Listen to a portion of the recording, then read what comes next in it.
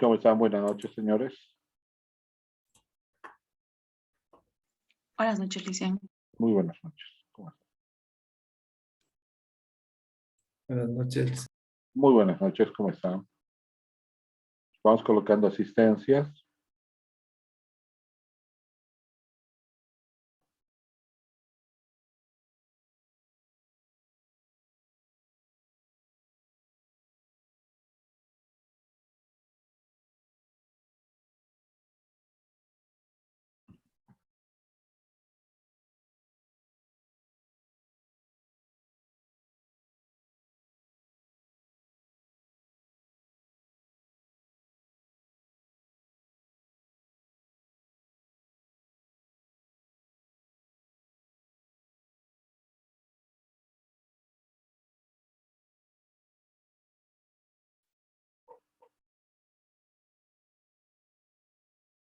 Vamos colocando asistencia, por favor.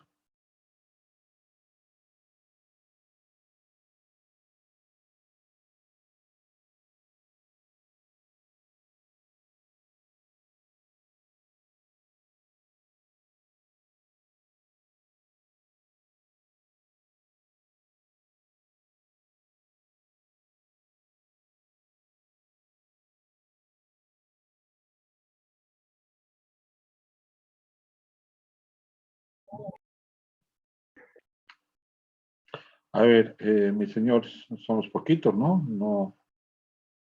No creo que entren más.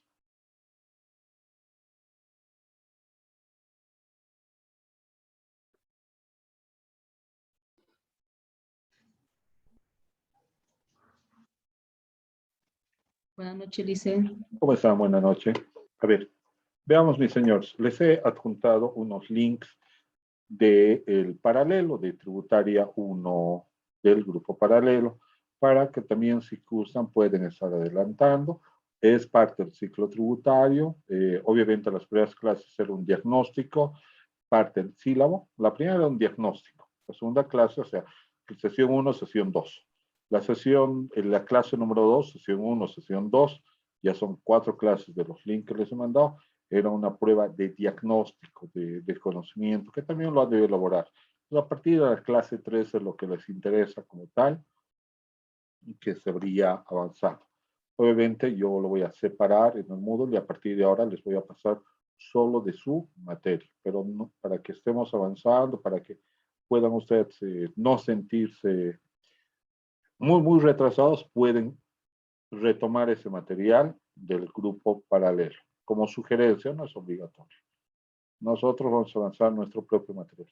Señores, sigo teniendo 13 asistentes y 5 que han registrado su asistencia.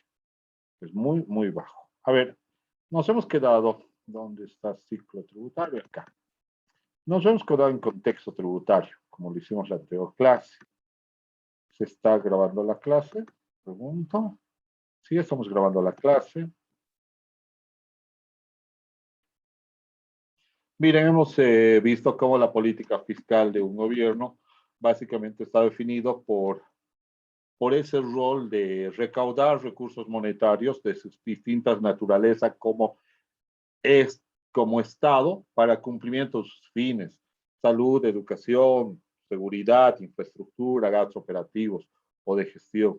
De las formas de financiamiento de entre crédito interno, externo, emisión monetaria o empresas, la más atractiva venía a ser el tema tributario, a razón de que el tema tributario no tiene una penalización tan alta, no hay una consecuencia tan alta como lo tendría el resto de los conceptos, como es pagar un capital y un interés a muy largo plazo, ya sea un crédito interno o externo.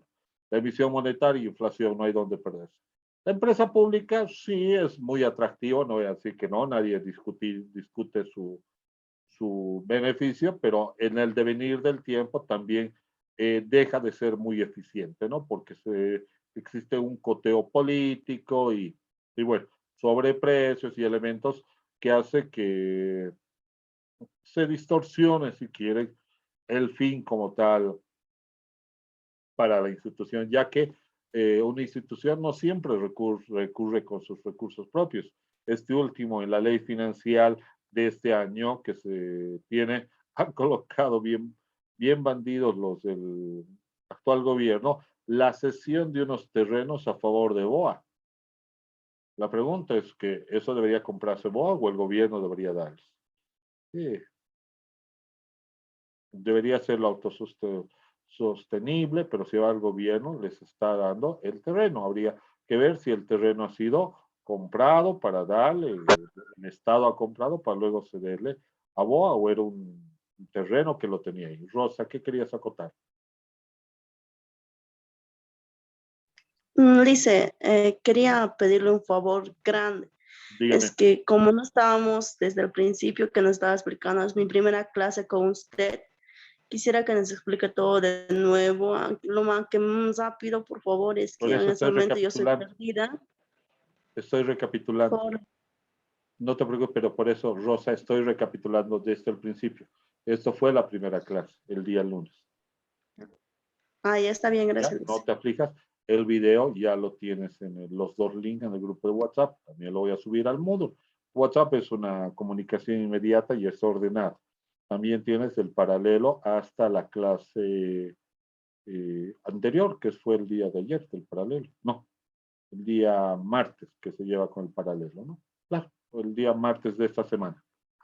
¿Ya? Si quieres adelantar eso, no hay ningún problema.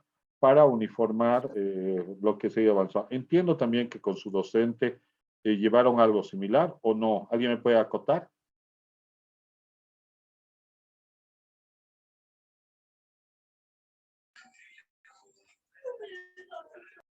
Hola.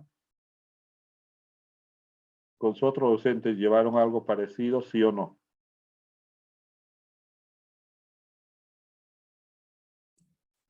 Licenciada, en el caso del grupo 2, sí estábamos iniciando con el tema, estábamos comenzando, estábamos llevando este tema. O sea, parecido, muy parecido, ¿o no? El mismo tema, sí. Con su propio léxico, con todos sus propios ejemplos, con certeza. Pero bueno, estamos yendo en el sentido. Fíjense que yo con el paralelo, yo ya estaba muy avanzado. Yo estaba muy avanzado. Ustedes vean el material, cada cierta pausa, vean cuán avanzado está.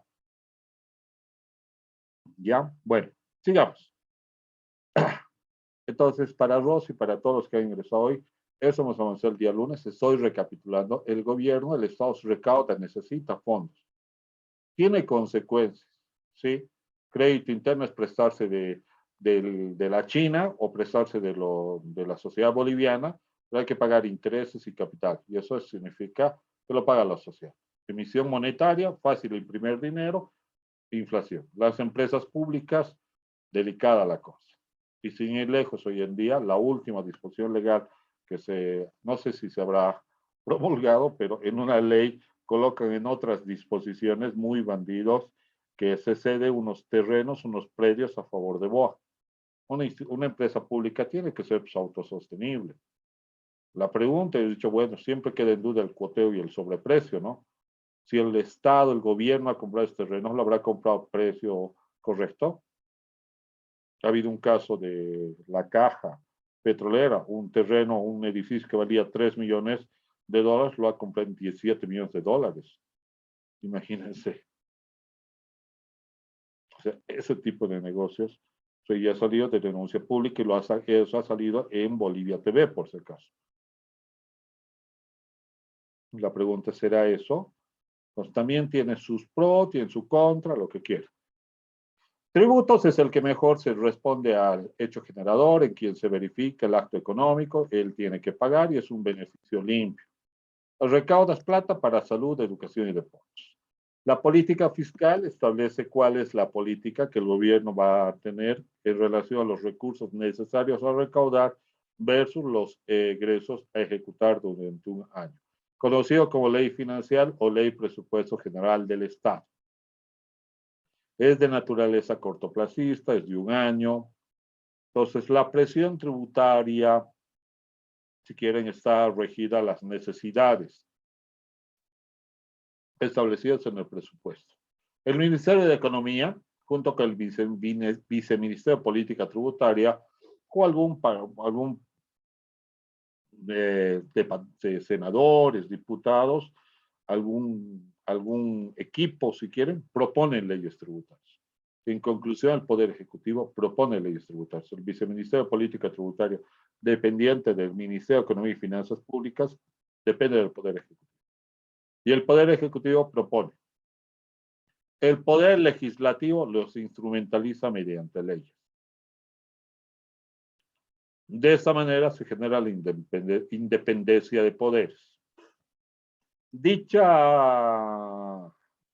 promulgación de ley, siempre esta ley tiene que responder en la primera de Kelsen que se conoce, a la jerarquía, a la constitución política del Estado. Tienen que respetar, ya que la constitución política del Estado es la ley de leyes. Es la ley de leyes. En materia tributaria, en su artículo 323 establece cuáles son los principios tributarios a ser adoptados en territorio boliviano. Tarea, les di una tarea a sus compañeros para los nuevos o pocos que están ingresando. Me tienen que definir los principios tributarios de Adam Smith a mano, para luego definirme los principios tributarios estipulados en el artículo 323 de la Constitución Política del Estado. Los principios son reglas fundamentales donde no tiene carácter de ley, pero los principios son criterios, marcos de un sano vivir. Por ejemplo, yo no puedo votar, Noemí Grisel, fuera de mi clase. ¿Por qué? Porque no me caes bien. Eso no es un alegato, eso no es un justificativo.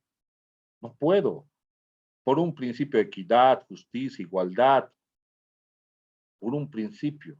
No es una ley. De poder puedo, ¿no? Pero no se debe. Por un principio, por prudencia, hay un montón de elementos que rigen las normas de un sano vivir. Entonces, los principios, siempre los positivos, se los ha adoptado en materia tributaria. Uno de los principios fundamentales que establece Adam Smith es, dice, solo la ley puede crear, modificar, suprimir tributos. Solo la ley. No el presidente, no el Poder Ejecutivo, solo la ley. Principio fundamental, principio de legalidad se llama eso. Ahora, ¿de qué hay decretos supremos? Sí hay decretos supremos. Se hizo una propuesta de ley para cobrar impuestos a los servicios digitales. No se pudo mediante ley. El presidente tiene toda la atribución de promulgar decretos. No pudo mediante ley, mediante decreto lo implementó. No es correcto. Y no es el único caso, por ejemplo. Y no es el único gobierno. Ya desde gobiernos anteriores ya se han promulgado decretos que a veces están fuera de la ley.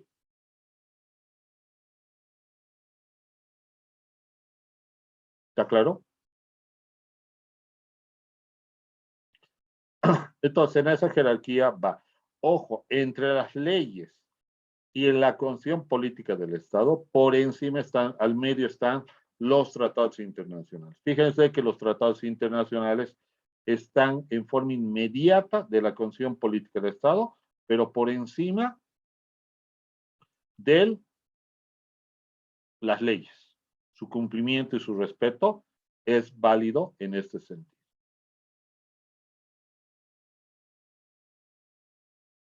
¿Alguna inquietud?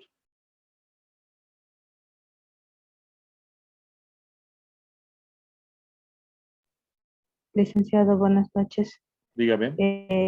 Por favor, no sé si nos podría un poquito más explicar sobre los trabajos, las tareas que nos está dando. Yo tengo anotado lo del 92, 2492, pero solo a esa le he anotado, o sea, no tenía muy buena conexión y lo escuchaba muy bajito, la verdad no lo he entendido yo muy bien cómo es lo que hay que hacer. Aquí No sé si tienes nos una podría tarea. un poquito Es una más dar tarea. la pausa. Aquí está. Está con rojo, lo voy a poner. Ahí tienes una tarea que es hacer los principios tributarios de Adam Smith a mano.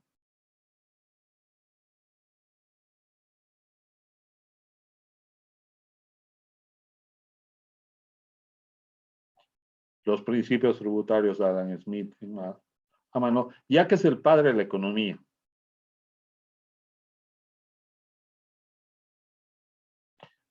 ¿Eso es resumen o es todos los principios? Son 4 principios, no es no es gran cosa. Bien escueto, no vas a encontrar mucho material. Es bien sucinto. ¿Ya? Los 4 principios tributarios de Adam Smith, que son la base del resto para el resto de los principios. ¿Ya? Una vez que hagas, me defines, en base a ese criterio, me defines y me investigas los principios tributarios establecidos en el artículo 323 de la Constitución Política del Estado, ya que ninguna ley puede vulnerar estos principios. Si así lo hiciera, se declararía y tendría que buscarse la inconstitucionalidad.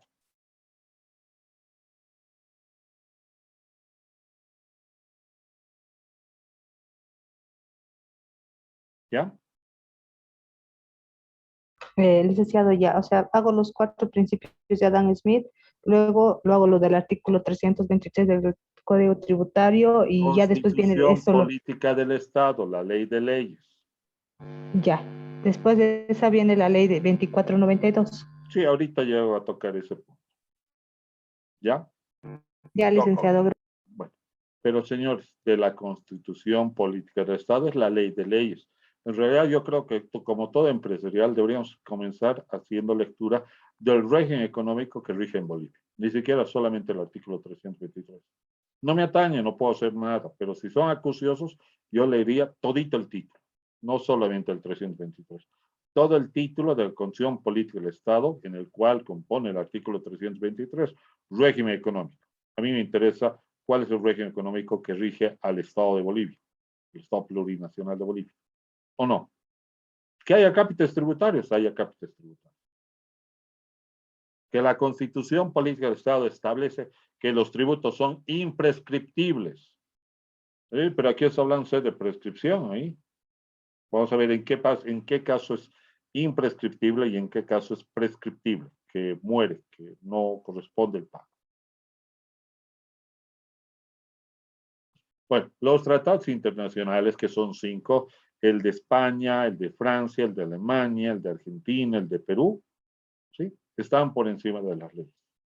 Los tratados internacionales en materia tributaria, para evitar una doble imposición las más de las veces, para dinamizar la economía entre 2 países. De los 5 tratados internacionales, el que mejor se desenvuelve y se desempeña es la decisión 571. Acá yo les recomiendo, señores, no necesitas saber en plenitud, ¿sabe? Yo he trabajado con una consultoría, recuerdo, para un tema de un RCIVA de dependientes con unos brasileros. Voy a me recomiendo, voy donde el gerente y el gerente brasilero me dice, sí, tengo un problema con mis trabajadores, quisiera que nos ayudes.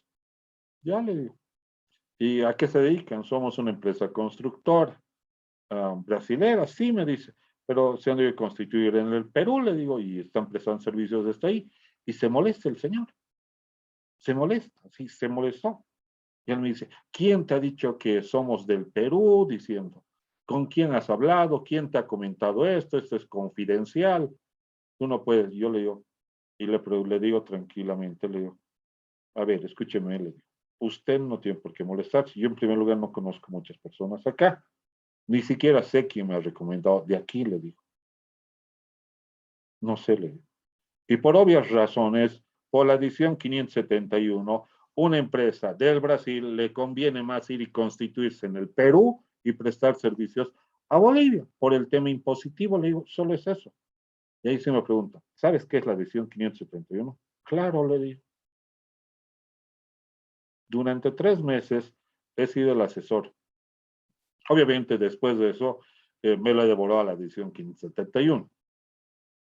Entonces, cuando me llamaba por teléfono, le decía, en base a la edición 571, en base a la Constitución Política de Estado y en base a una ley, que es lo que deberían hacer. Resulta que una de las firmas más grandes que tenemos en Bolivia, en finanzas y tributación, eran sus asesores. Solo que él veía una diferencia. Sus asesores tardaban en responder, divagaban mucho, no eran muy concretos, y yo les respondía en forma inmediata. Han cambiado de asesor de una firma internacional a una persona natural.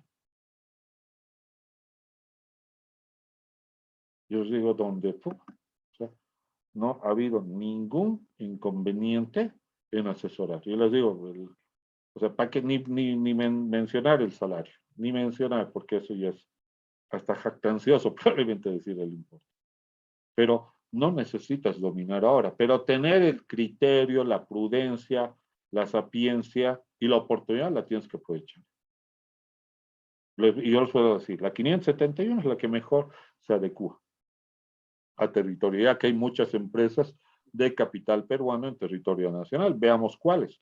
En empresas como Aceite Fino, Familia Romero, Banco de Crédito, Grupo Gloria, solo para dar 3 ejemplos. Estamos hablando de empresas grandes, ¿o no, señores? O si tienes una ventaja impositiva como empresa brasilera, empresas desde el Brasil, o vas y te constituyes en Perú y le sacas provecho a esa ventaja impositiva. Me voy a pasar al Perú, ¿no ve? Me constituyo como empresa peruana para sacarle esa ventaja impositiva. Así de simple. ¿Ya? Y que no es ciencia, señores. Pero bueno, están por encima de esos tratados internacionales. Las leyes en materia tributaria, la ley 2492, que es ley de derecho. Si bien todo invita a que, derecho, los abogados, el doctor, tengo que estudiar 4 o 5 años, no necesito estudiar. Para nosotros que somos los que cumplimos la ley 843, la ley de hecho, llenar la declaración jurada del IVA, del ITED, del IUEL, del IVA, siempre nos fundamentamos en un cálculo técnico. O sea, para llenar un formulario tenemos que retroceder al libro de compras y ventas, tenemos que retroceder a la factura, tenemos que ir a retroceder en los registros contables, ni qué decir en el IUE, todo depende de los registros contables. Y si tú retrocedes, toda esa parte técnica tiene un marco de derecho, de reglas de juego, que es la 2492. Pues la 2492 da el marco de derecho, seguridad jurídica, debido proceso a la ley 843. Pues, ¿para quién creen que es más fácil comprender la ley de derecho? Para un abogado tendría que comprender entonces muy bien qué es la contabilidad, el principio de partida doble para rever los registros, que los egresos se registran en el debe, que se cargan, que tienen saldo deudor. Ya de antemano les digo, ya en los propios financieros tenemos problemas. Yo les digo, saldo acreedor, reserva sobre emisión de primas. Respóndame la primera persona por 20 puntos de su primer parcial.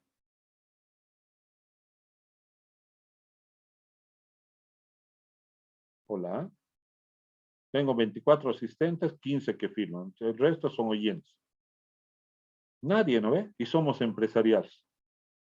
Y os pregunta, ¿la reserva sobre emisión de primas paga tributos?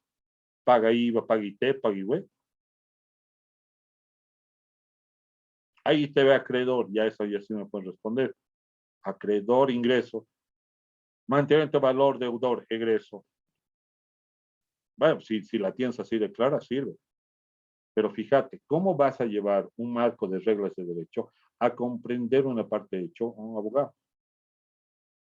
Como que le pesa un poco más, no es que no pueda. Yo seguro que de poder puede, pero yo les digo, unos mejores abogados tributaristas que tenemos en Bolivia, unos mejores, sí, mejores abogados, me dice, ¿me puedes enseñar la parte técnica? Quiero entender eso del debe y el haber, para ver los gastos, esas cosas. Ya le digo, quiero que me enseñes 3 semanas el debe y otras 3 semanas me enseñes el haber. ¿Les parece lógico? ¿Alguien cree que puede entender la cantidad enseñando 3 semanas el debe y 3 semanas el haber?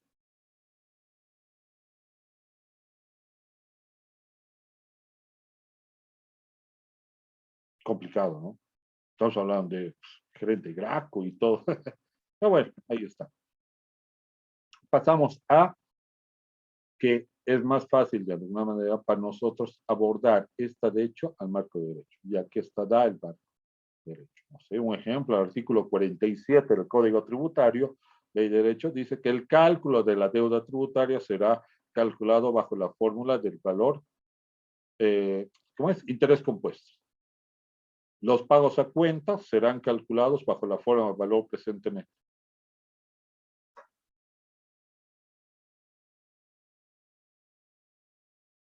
que ahí empieza.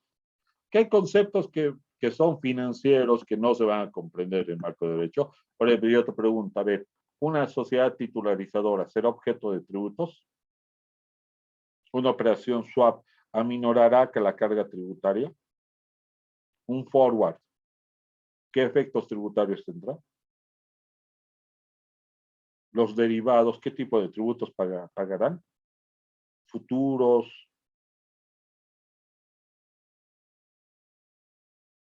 ¿Qué es un forward? O sea, todos estos son términos que a un abogado le puede pesar. A nosotros los empresarios dominamos ese término, ¿no? Pero lo nuestro es el día a día. No tengo ningún impasse con un arrendamiento financiero, con un leaseback, un retroarrendamiento.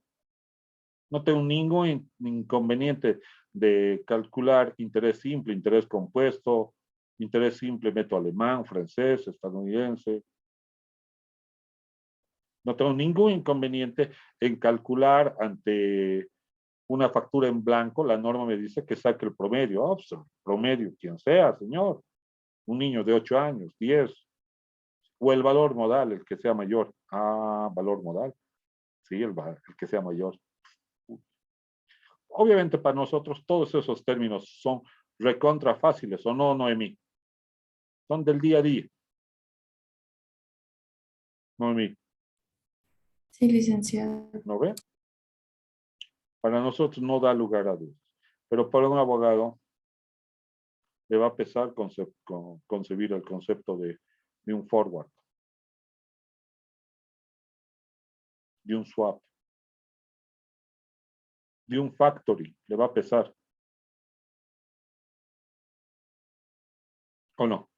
Como nosotros los empresariales a veces no vamos a llegar a comprender sus términos de un abogado, que son de naturaleza económica. Por ejemplo, interés compuesto. Y aquí hay algo bien gracioso. Hemos dicho que ninguna ley puede ser contraria a la constitución política del Estado, ¿sí o no? ¿Qué es el interés compuesto? En pocas palabras.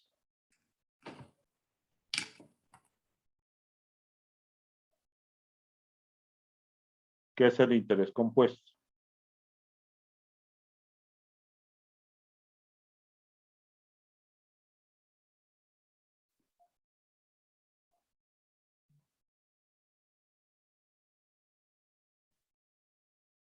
No es calcular al capital interés, capitalizar y vuelvo a sacar interés, capitalizar y sacar interés. No es interés sobre interés. Sí, Lice. Los abogados a eso le llaman anatocismo. Busquen en Google.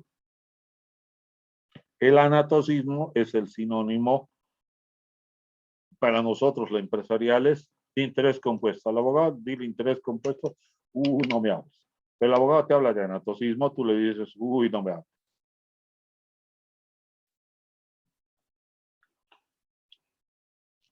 Tal vez en términos de derecho, es anatocismo. ¿Qué dice la Constitución Política del Estado? La actual Constitución Política del Estado del 2009.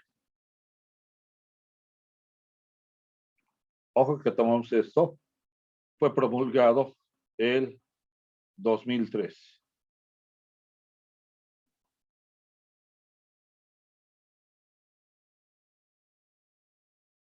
¿Qué dice la Constitución Política del Estado? Que está prohibido el anatocismo. No puede haber interés sobre interés. ¿Y por qué entonces el artículo 49 del Código Tributario, 47 del Código Tributario, cobra interés por interés? ¿Por qué? Porque el pobre abogado no sabe que el interés compuesto es sinónimo de anatocismo. Y como nosotros, los empresariales, no sabemos qué es el anatocismo, nadie, ni abogados ni empresariales, impugnamos la inconstitucionalidad del artículo 47. Vivimos felices con algo que es inconstitucional. Pero ¿cómo una ley puede promulgar algo que es contrario a la ley, a la Constitución Política del Estado? Claro, cuando se promulgó el 2003 estaba otra Constitución Política del Estado y no era inconstitucional en su momento dado. A partir del que se promulgó la nueva Constitución Política del Estado, este artículo se volvió inconstitucional. Pero nadie reclama. ¿Por qué? Ignorancia, desconocimiento. O a vos, Mireya, ¿te gusta pagar interés sobre interés? Creo que a nadie, ¿no? Bueno, los decretos supremos reglamentan y aclaran lo que la ley le ha dicho. Muchas veces las leyes dicen conforme establezca el reglamento. Hay una ley, el artículo, ¿cómo no? Sí, el artículo 20 de la ley financiera, de la ley 62. El artículo 20 dice, conforme, que es bancarización, que todo documento de pago deberá contar, que toda transacción, ¿sí? Deberá contar con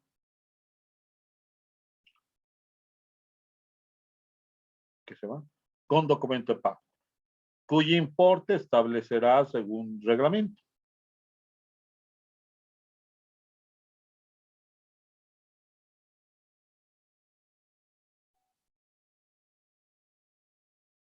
¿Está claro? Conforme establezca. Entonces, claramente le ha dado la tuición la ley al reglamento. A lo más gracioso, aquí hay algo bien gracioso, que esa ley 62 fue por primera vez la gestión 2010, después de la Constitución Política de Estado, se le ocurrió colocar en una ley financiera modificaciones tributarias. En esta ley de política fiscal, de presupuesto, en otras disposiciones colocó ley, vamos a bancarizar, contar con documento de pagos. ¿Les parece correcto que una ley financiera coloque materia tributaria? ¿No debería ser una ley específica? ¿Y por qué una ley financiera? ¿Por qué alguien se valdría en una ley financiera para modificar materia tributaria? Porque la ley financiera, guste o no guste a quien sea, una vez promulgado, a los 90 días se aprueba, se aprueba o se aprueba. Aun cuando la oposición llore, chille, patalea, se aprueba y punto. Entonces, pero ya en el gobierno de Banzer fue declarado inconstitucional pretender colocar modificaciones en una ley que no sea específica para materia tributaria. Porque si no, tendríamos que ver hoy en día ley, declaración de patrimonio cultural, el baile de los jalcas. Está bien, pero tendríamos que leer igual por materia tributaria. ¿Por qué? Tal vez en otras disposiciones coloque, ahí de paso modificamos la alícuota del IVA al 18%. Algo así. No va a dar, ¿no? ¿O no? Y bueno, dijeron, no, ya en el gobierno de Banzer quiso hacer una ley financiera para modificar. Vamos a buscar la inconstitucionalidad. Y claro, dijeron, claro, pero es una nueva constitución, así que busque. El señor que leía en Coca, el magistrado, no sé, la Coca dijo que a partir de ahora es constitucional. Así que el gobierno tiene carta abierta para colocar en leyes financieras cualquier modificación tributaria. Eso es una descripción de la problemática. No estoy juzgando un gobierno. Estoy describiendo cómo lo administra el conocimiento a interés propio.